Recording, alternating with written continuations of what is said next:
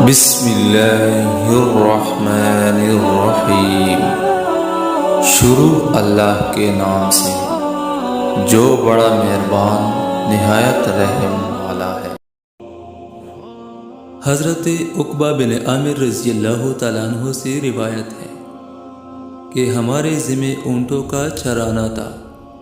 جب میری باری آئی میں اونٹوں کو چرا کر شام کو لے کر آیا تو میں نے رسول اللہ صلی اللہ علیہ وآلہ وسلم کو پایا کہ آپ کھڑے ہو کر لوگوں کو تلقین فرما رہے ہیں۔ میں نے آپ کا یہ قول سنا، جو مسلمان وضو کرتا ہے اور وہ اچھی طرح وضو کر کے پھر کھڑے ہو کر پوری قلبی توجہ اور یکسوئی کے ساتھ 2 رکعت نماز پڑھتا ہے تو اس کے لیے جنت واجب ہو جائے گی۔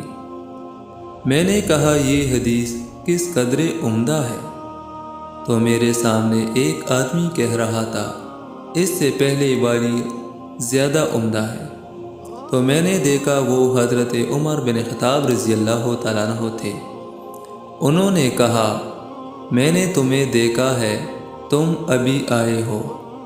آپ نے اس سے پہلے فرمایا تھا تم میں سے جو بھی پورا کامل وضو کرتا ہے پھر کہتا ہے اشہد ان لا الہ الا اللہ وان محمدا عبدہ ورسولہ، میں گواہی دیتا ہوں اللہ کے سوا کوئی اللہ نہیں اور محمد اس کے بندے اور اس کے رسول ہیں، تو اس کے لیے جنت کے 8 دروازے کھول دیے جاتے ہیں، جس سے چاہے داخل ہو جائے۔ یہ حدیث مسلم شریف سے نقل کی گئی ہے۔